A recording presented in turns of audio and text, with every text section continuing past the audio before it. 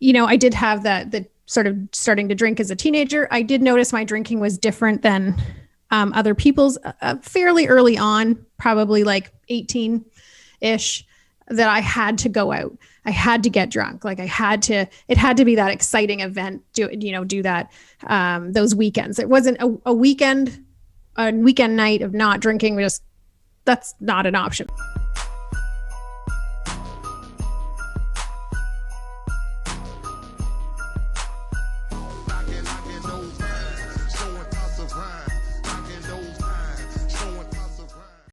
Where you are now may not be where you came from. The choices you make today may spiral out of control or spin you in the right direction. Discover a riveting, true story of how Carlos Vieira nearly destroyed his life and lived to tell about it. Stand up, stand firm, believe, make it happen, and live through the madness. Knocking doors down along the way. And don't miss others telling their powerful stories on our podcast. Visit kddmediacompany.com. Mikey. Jason. We welcome the lovely Miss Rebecca, the host of Unashamed Alcoholic, a podcast that I stumbled upon in Twitter, and it's really a great pleasure to speak with you. You're just awesome. That's really why I wanted to talk to you. People need to follow Rebecca on Twitter and listen to her podcast. She's just a cool person. I was like, I got to talk to her. How are you doing today? Wow, what an intro. I'm flattered already. Let's just end it there. That's great. And cut. Great meeting you, Rebecca. Have a good one. I'm great. Thank you so much for having me on today. I'm so excited about this. Yeah. Well, what really inspired you to start the podcast? Of course, you talk about your alcoholism. You talk a lot about, your divorce and other stuff there. But what was it like in your recovery? They're like, shit, I'm going to do a podcast. I just have to. Yeah, I've thought about that in the last few weeks because I'm like, how did this all start? It feels like a blur, I'm like, I don't drink. So it's not like I'm forgetting something I did or, I had a blackout or something and I can't remember how this came to be. But honestly, something just was flowing, some ideas. I done a radio interview locally here and I said I'm an alcoholic there for the first time. And that kind of just started the thought process. So that was September 2020. And then literally that morning, like I felt after I hung up from that interview, I felt like this weight lifted off of me. And I thought, okay, now what? Like something's else has to happen with this. Like, I don't want to stop talking about this. It felt so right and good. And it was finally like telling my story and speaking my truth, as we say. So it over a few weeks, I think the idea just kind of brewed. And I thought, the best thing right now, and that's really accessible to a lot of people, is podcasts. So I don't know exactly how that idea was pinpointed, but here we are. I just, I thought, why not start a podcast? And little did I know how much excruciating work and time, goes into it. And so I kind of just thought, let's go with this idea. And, right from the beginning, it was, let's talk with well-known sober people who are sharing their story about sobriety or addiction or whatever it may be, and go from there. And, it was really on a hope and a prayer that was going to pan out. And so far, so good. Yeah, it's Unashamed Alcoholic, of course, is the name, folks. And you definitely want to subscribe. And what is like family, friends, kids? What is people's feedback? Has everybody been pretty cool and supportive, or anybody like, oh, Rebecca, why are you putting that out there? It's always a mixed bag. Yeah. And I actually just had this conversation with someone, my colleague this morning, because I said I told someone last week who was kind of like the last person I was holding out on telling, but I didn't want them to find out from someone else. And, she said, why? Like, why were you afraid to tell them? And I said, I don't know, because their reaction was like, why didn't you tell me sooner? And they were super supportive and encouraging and had all these great ideas of where this could go. And I just said to my colleague, I think I was just still kind of worried and maybe a bit embarrassed or ashamed. And that's still following me, like despite the name, the Unashamed Alcoholic, I still do feel like a tinge of shame. And because I thought, will they judge me for this? Will they, will they think of me the same? Will they, what will the reaction be? And it was 100% different than what I had put in my head. So, it has all been good. But I can't think of one bad reaction to it. So, sometimes people don't know what to say. Maybe they don't know what I want to hear, but ultimately everyone has been incredibly supportive colleagues. I haven't told the kids yet. They're very young. They're 9 and 7. That's next on my list. I was actually even thinking about doing that today. So we'll see. I'll let you know. Well, we're giving you the love shove in that direction, Whereas mine are 12 and 13 or 11 and 12 going on 12 and 13. They don't seem to give it. They're like, cool. When are you coming home from LA? Soon. Okay. That's all they seem to care about. Yeah. What's for dinner? Right. Well, let's jump back to Rebecca as a young lady. Kind of tell us a little bit of the background. Was addiction, alcoholism part of kind of ingrained in the family, or, did you just kind of fall upon the alcoholism on your own? Well, I've again, something I've sort of thought about a lot. It wasn't, sobriety, being sober, not drinking wasn't ever presented as an option. And I think a lot of us can agree with that, is maybe kids of the 80s, 90s, even now. It just wasn't, it wasn't like it was an option. We're all assumed that we'll just drink as teenagers and we'll have those quote unquote typical drinking years. And that you'll go through these phases in your 20s and whatnot. So, not the choice of not drinking wasn't ever presented to me. Yes, there's alcoholism in my family. I think I was kind of destined for this to happen. I think what you can control is sort of how it goes. And of course, whether you pick up that first drink or not, if you've had that education on it, which, coming back to the kids is my plan for them, is to show them someone sober, show them the story of how I've had to get to where I am today. And they don't have to go through all that. But, I did have the sort of starting to drink as a teenager. I did notice my drinking was different than other people's fairly early on, probably like 18-ish, that I had to go out. I had to get drunk. Like it had to be that exciting event, do that, those weekends. It wasn't a weekend night of not drinking. That's not an option. Why would you? What's the point? And then 20s was very reckless drinking, very bad decision making. I don't think I went on any dates to give you an idea of like what my decision making was. It was just picking up randoms in the bar. I don't think I ever went on a second date. That's for sure. But, we've got no right to judge you there, Becca. I have no right. I just, again, that as I was coming into like my adult years and out of university and out of my parents' place and on my own, living with, I think 6 other people during my first job.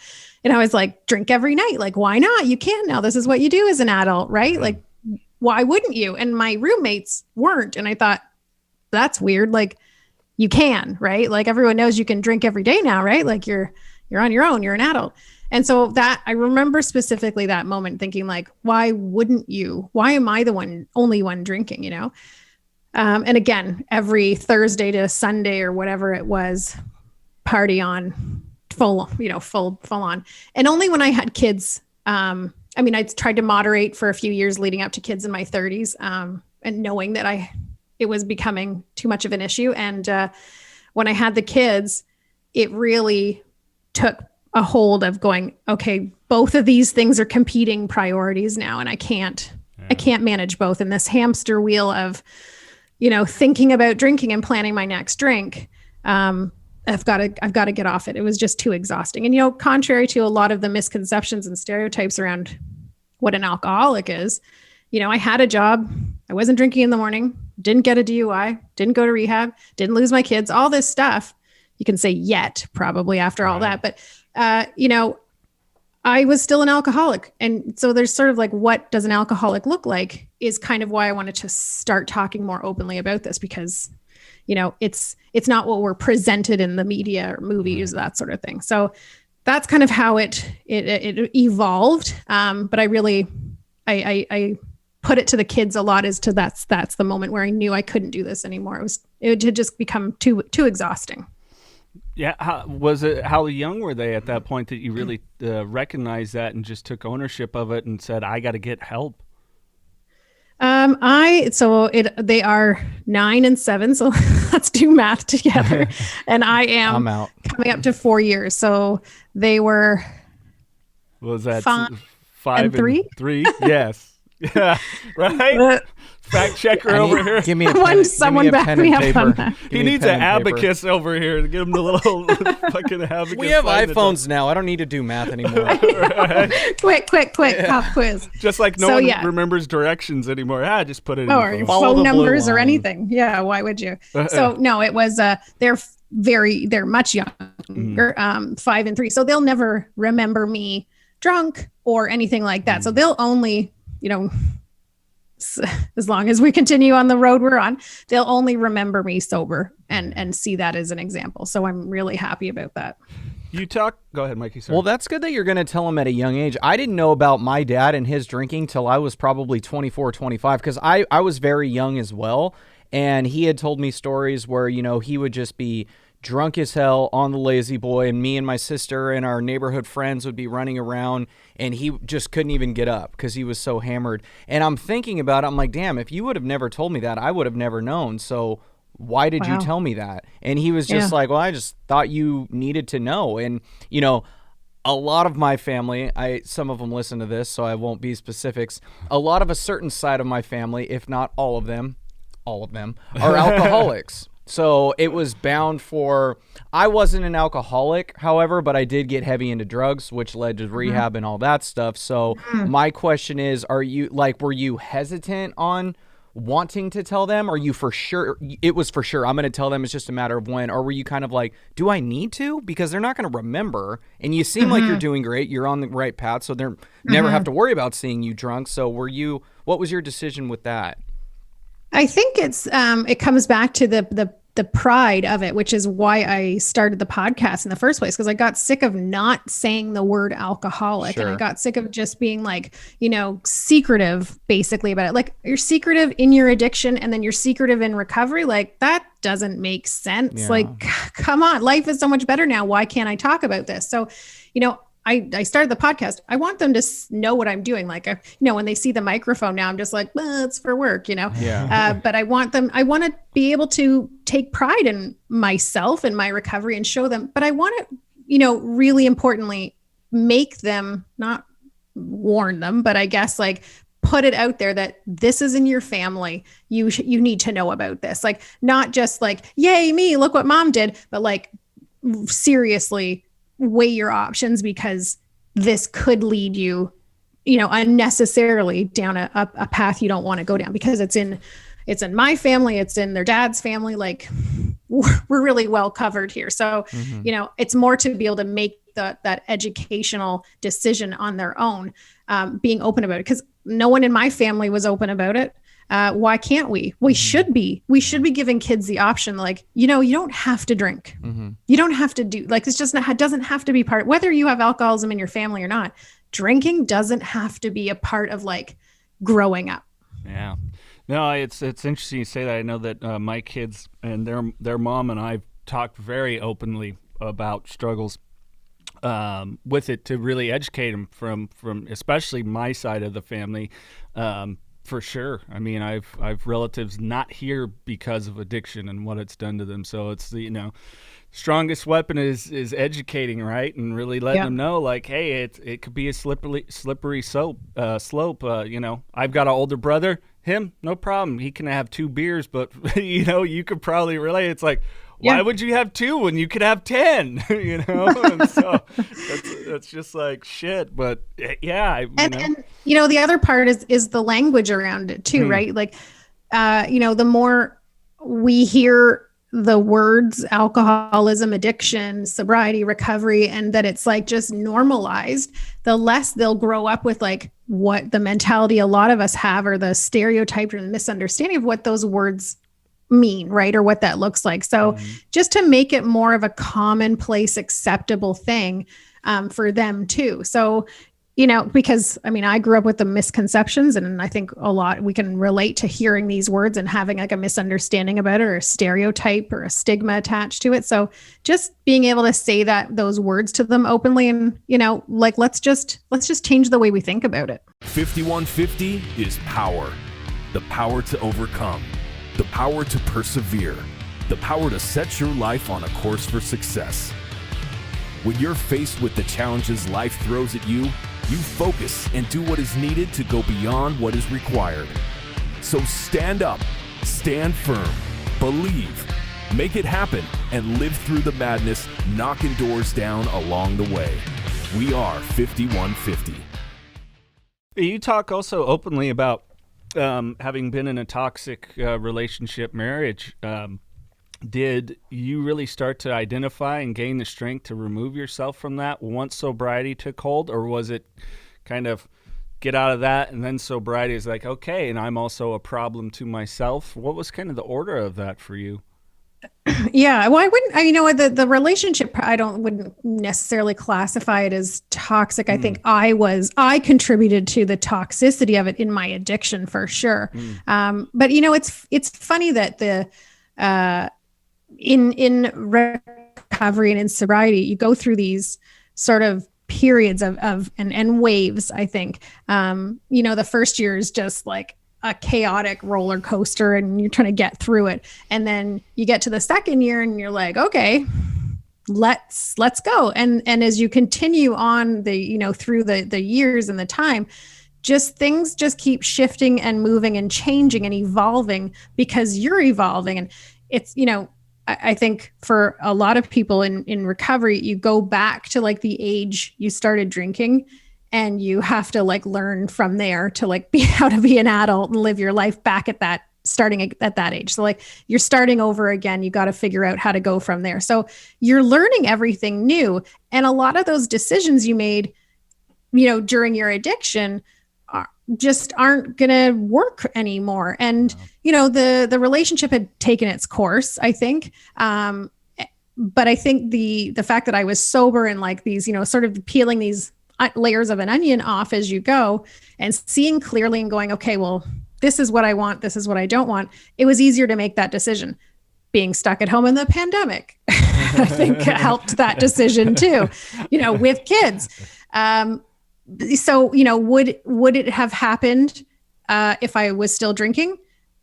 Probably eventually. I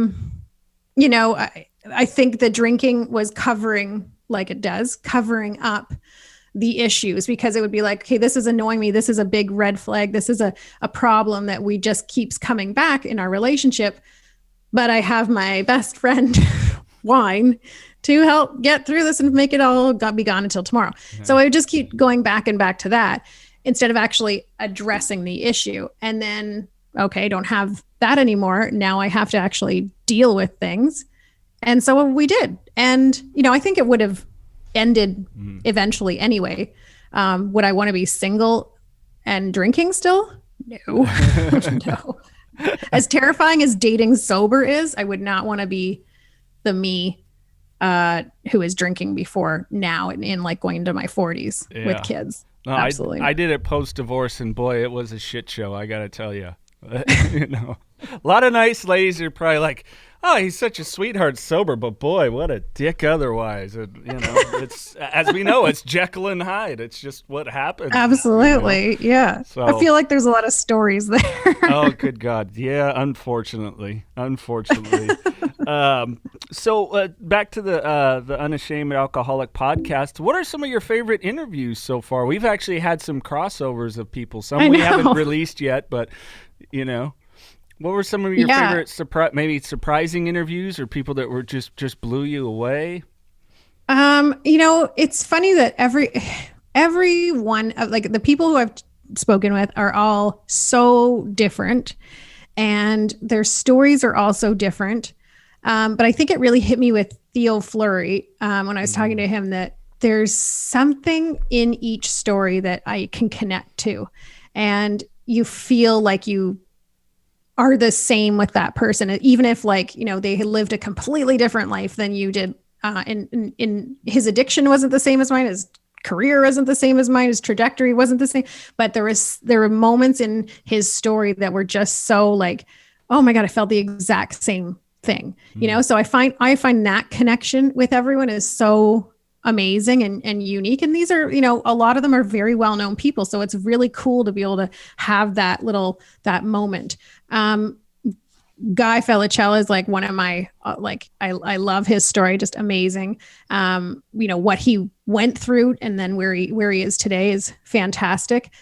I kind of love all of them, you know, like they're all so wonderful and everyone's so nice. And I feel like I genuinely made some really lifelong connections with these people. You know, it's and people to take their time and talk about something that's personal is just so amazing. And I appreciate it so much because, you know, you only hope that it's helping like one person out there. If that's all it does, and that's just fantastic, right? And you don't always hear about all those stories, but you just put it out there and you hope that, you know, it makes a difference in one person's life. And that's really the whole point of it. Of course. Yeah. For you with the addiction, was it really just kind of that party age, or as we find with many of our guests, hand up, there was some trauma-based background prior? Was that kind of your situation? Or we've had people that was like, I grew up great, you know, Hand up. we've had football players and a guy that's become a friend, you know, he just fell into it with the surgery and some pain and got an opioid, and then he was hooked, but otherwise had a great, you know, upbringing, childhood. What was kind of some of your circumstances? Yeah, no, I mean, that's such a good question because I find that that's so different with everyone's story, right? Like, how did what led to that, or what contributes to that really? You know, is it your, is it hereditary? Is it are you like really, you know, prone to that because it's coming through the family line somehow, or did some traumatic event, you know, lead to that?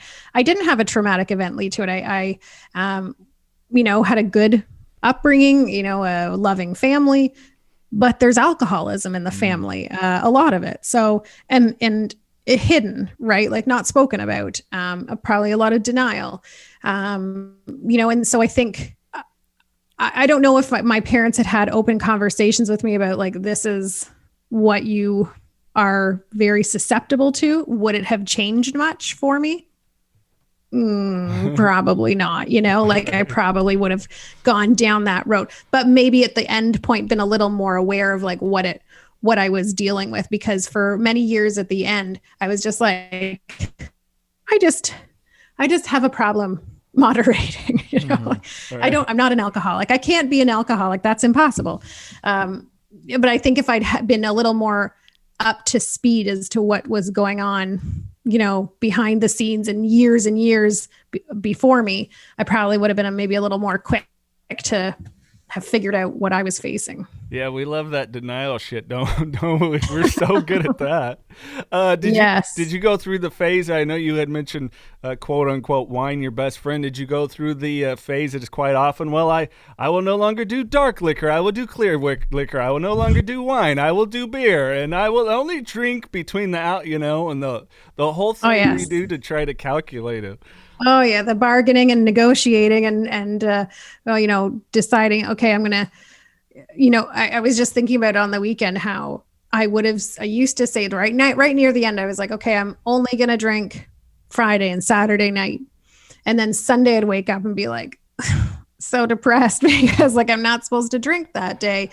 Okay, but then it's a sunny day and someone's having a barbecue. Like, well, now I have to. So this is fine. You know, and like just rationalizing and negotiating. And it was just so exhausting, nonstop thinking about like planning, you know, trying to find that justification of like, okay, today I won't. And then 2 hours later, there's a reason for it. Right. So, and then I just thought like, why am I such a failure that I can't moderate this, that I can't control this? So it's just this horrible cycle of like, trying to moderate, figure it out, negotiate, plan, self-hate, guilt, all that, I'm so glad to be more clear-headed now and have so much more very free time, basically. Yeah. It's a 12-step program. Is that still a very common approach in Canada? And what's kind of the healthcare system? Is it, we had talked to Guy a little bit and got into it, but what was kind of been your experience with going and getting help? Was it just I could go do the 12-step program, or did you need a 30-day program and some out treatment? Mm-hmm. No, I didn't need I didn't go to like an outpatient program or, a 30-day program. I kind of right around the time I was like about to finish and knew it was coming and it was like going to be that time. A friend of mine who I hadn't spoken with in probably 2 years kind of came out of nowhere and said, I got sober and, will you come to my celebration meeting at an AA meeting? I thought, like, no, like I didn't want to, heavy in the denial, right? Like, I think I just didn't want to, I didn't know what to expect. Very scared. But I think I didn't want to then to be like, you're one of us. Like, come on, you need to stay here. But I went and I was just like, everyone looks kind of like normal people here. And I thought she was the heaviest drinker I knew. And she got sober. Like, okay. So it was kind of in the back of my mind. And then a few weeks later, I messaged her. I said, I think I need to go to a meeting. And so I find it was really her kind of stepping in right at that right moment was just perfect for me. Cause I don't know if how I would have found that on my own. So it's AA. I'm part of a women's only group. I went to a few co-ed, I don't know what they are, meetings. Didn't love it. Don't recommend I don't know why. I like men, but I don't know. Yeah. So I stuck with a women's only meeting that I found. Love it. And it's been on Zoom for over a year now, which is insane. And I commend anyone who's come into these meetings new, because it's very hard to pop in somewhere where you've never met the people before. It's already like, I remember my first meeting going in, that was just like terrifying that like you're putting your face to this and you're going to see a bunch of other people, even though they're all there for the same reason. So I commend anyone who can hop on a Zoom and do that, but at the same time, you can keep your camera off and whatever. But, we've had a few newcomers over the last year to our Zoom. So I think the 12-step is just as common here. And what's fantastic about the pandemic, sentence you don't want to hear, is that I've been able to join meetings in Michigan and Minnesota and in Europe. Like, it's just so cool to be able to, that you can do these drop-ins now with the way they've been organized. So I think that's like kind of the good thing that's come out of it. And there's one, people can just join anytime, anywhere now, which is great. Yeah.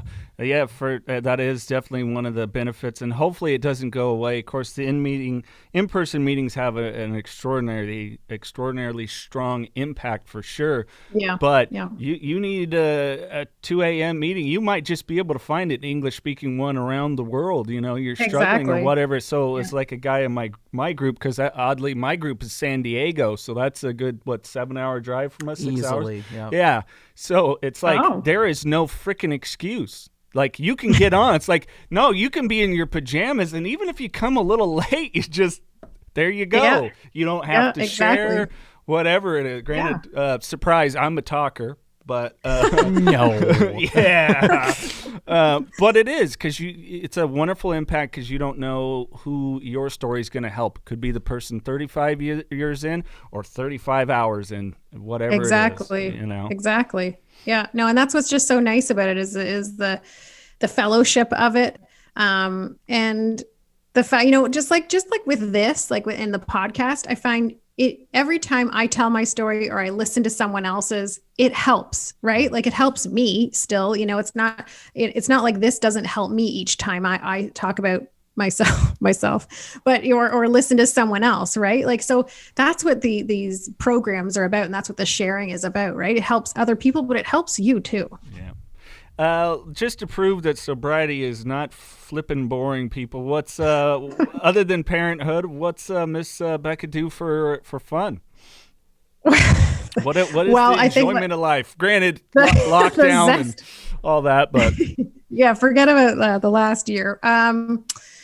You know, the one thing I was really scared about in sobriety was that I would never go to a concert again. I thought like, well, that's it.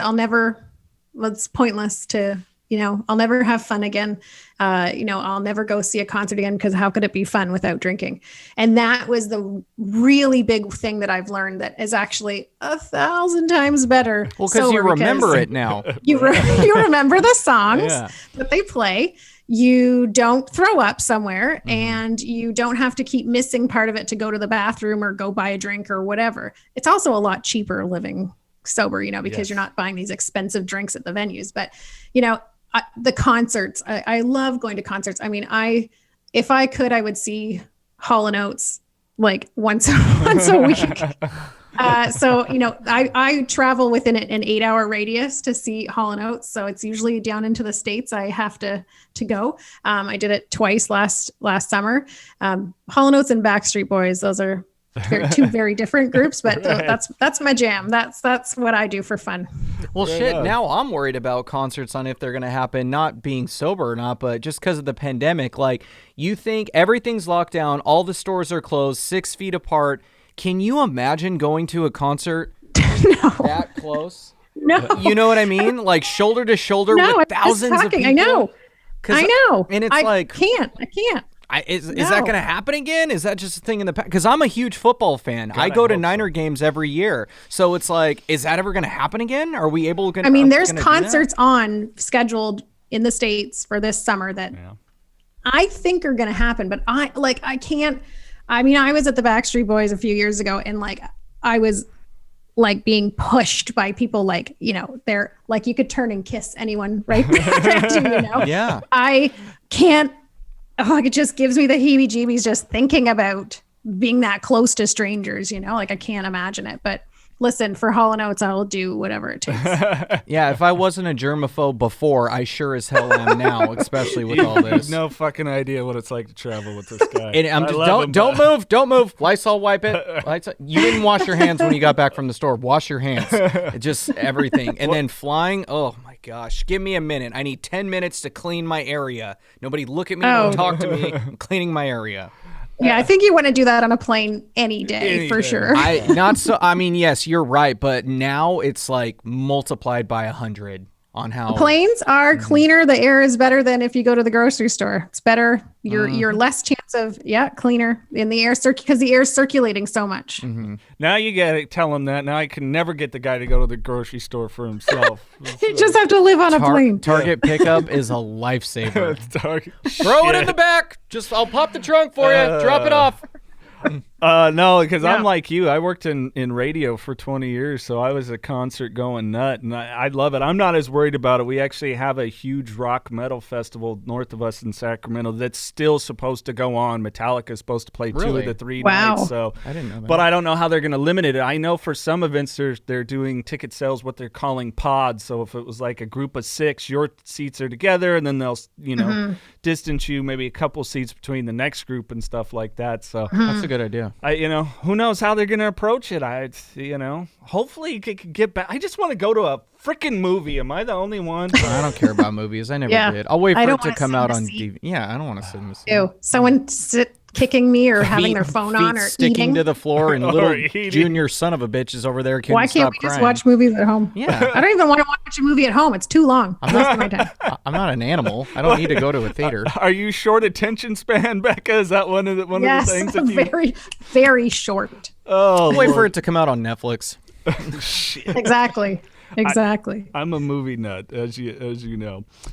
So sporting events. Obviously, you've talked to some hockey players, as you had mentioned. But What kind of Canadian stereotypes can we throw here? But are you a hockey fan, or what are the sports and stuff like that you're into? If you get, I would be remiss if I did not bring up the Ottawa Senators right now, because I'm the city beside them. Like that's my. I mean, I'm in Quebec, so I'm probably supposed to like Montreal, but sorry, like it's Ottawa, and that's Bobby Ryan played for Ottawa, and he's how I kind of came about doing this whole thing, because he talked about his alcohol addiction. So, and I was just like, hey, this cool, good looking hockey player can talk openly about it. Like, why can't I? And so that's how it all started. But, for sure, hockey is, hockey, tobogganing, winter, what else? Mounties, the Royal Canadian Mounted Police.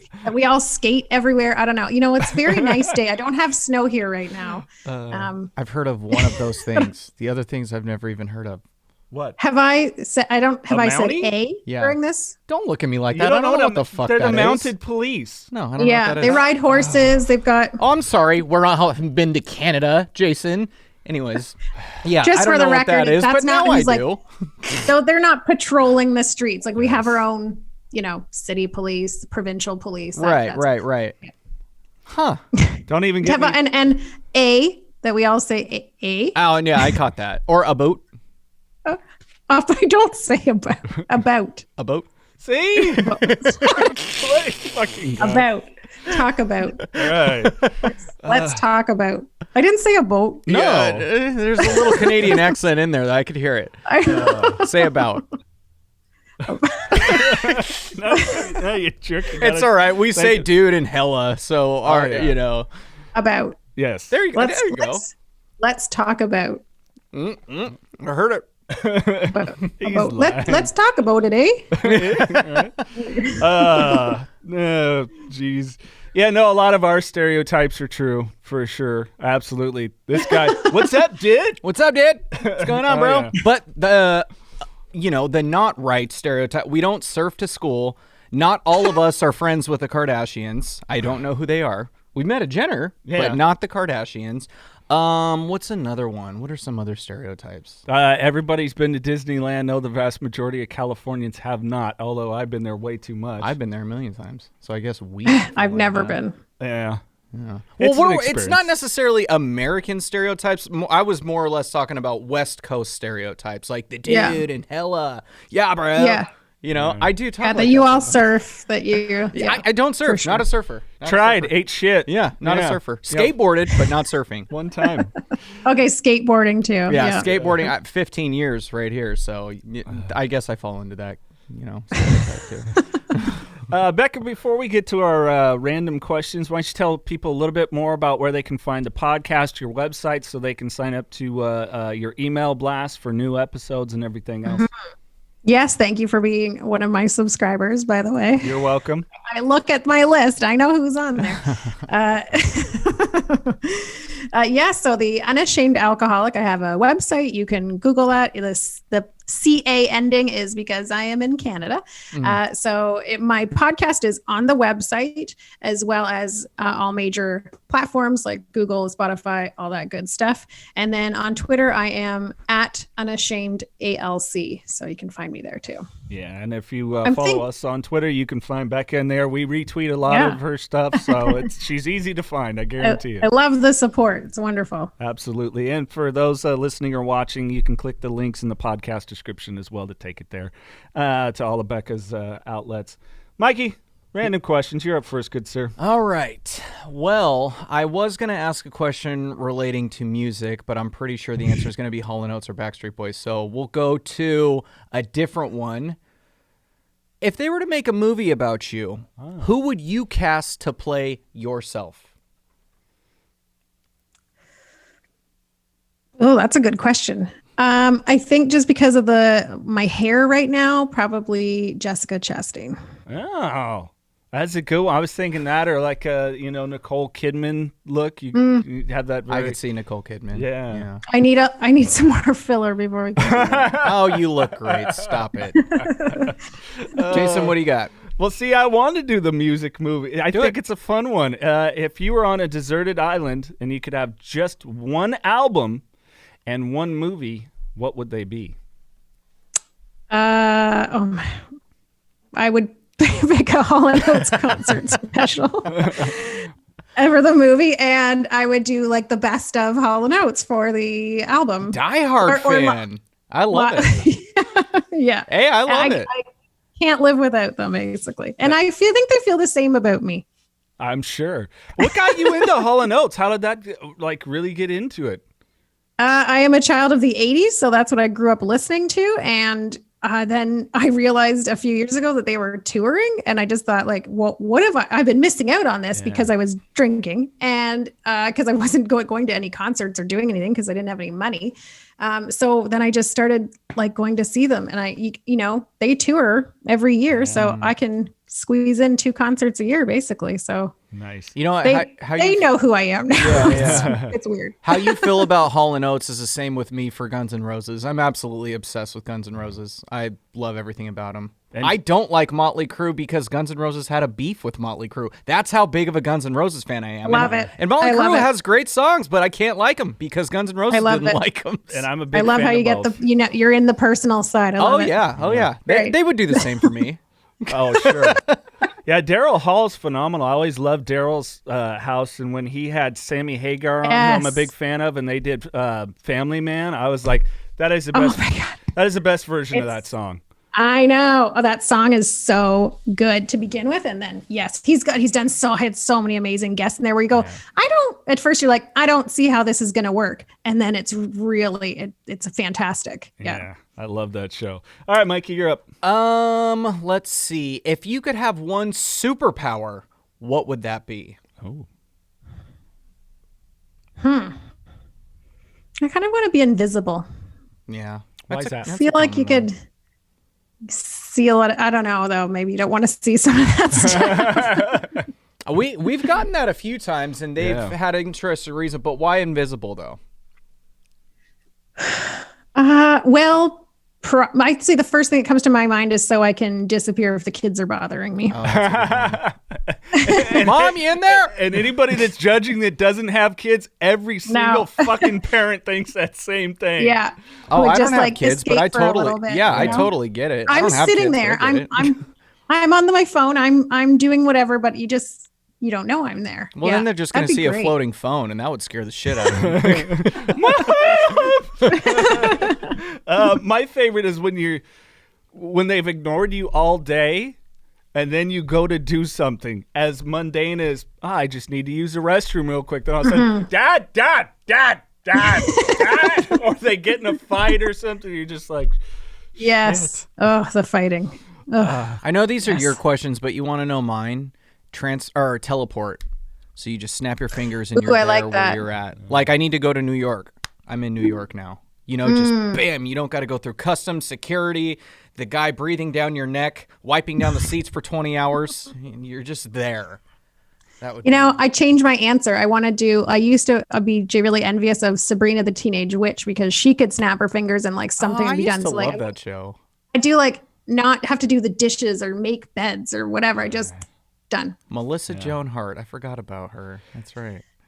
It was a good show. The cat was the best part. The cat was the best. What was his name? Felix? Salem. Why did I think Felix? Salem. Why the hell would you think Salem? That's right. All right. One more for you here. Oh, goodness gracious. My mind just went blank on which one. Oh, if you could have dinner with anyone, alive or dead, who would it be and why? Could be someone from who do you think I'm gonna say? I was gonna say Jason. Daryl Hall and Oates, and one of them. Anyone but Daryl Hall. Okay, John Oates. I was gonna say, are you serious? John How do you Oates. not know these fucking answers? Read the room. Read the room. All right, you guys have a good one. I give up my dinner if I can't have either of them. What about JC Chazé or right? That's his last name. That's how you pronounce it. Yeah. I'm trying to think of anyone from Backstreet Boys, but I don't want to get them mixed up with NSYNC. Okay, so there's Kevin, Brian, that's right. Nick, AJ. Kevin for sure. Kevin, but he has to get divorced first because I'm not doing this. Like, I'm not interested if you're married. Forget it. Right. I know, right? Sofia Vergara got married and it broke my heart. So if he's not sitting there aimlessly staring into your eyes like, screw this, I'm out. Well, yeah. Then I'll just pick somebody else. It's pointless. Mike, you got one more before we give Miss Becca the last word? I do got one more.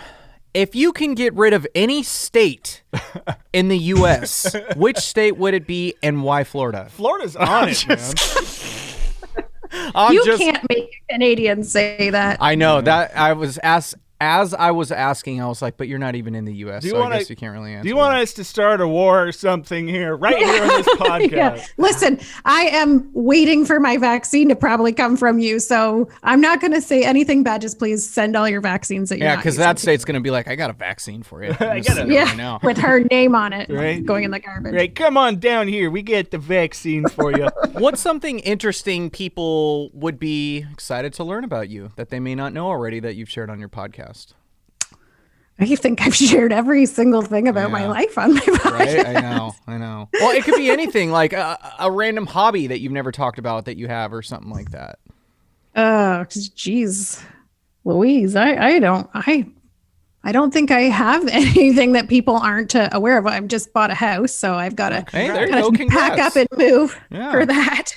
Thanks. Yeah, it's a big, that's a big thing I'm very excited about. But yeah, I'm very transparent, whether it's on the Twitter or on the podcast about what's happening, because a lot of it comes back to I wouldn't be doing this if I wasn't sober. So, as kind of cliche as that seems, it just life wouldn't be where it is now. So I kind of celebrate all those moments, and I'm very probably too open about everything that's happening because of it. So yeah, no, I'm very transparent with everything. There's not a lot people don't know.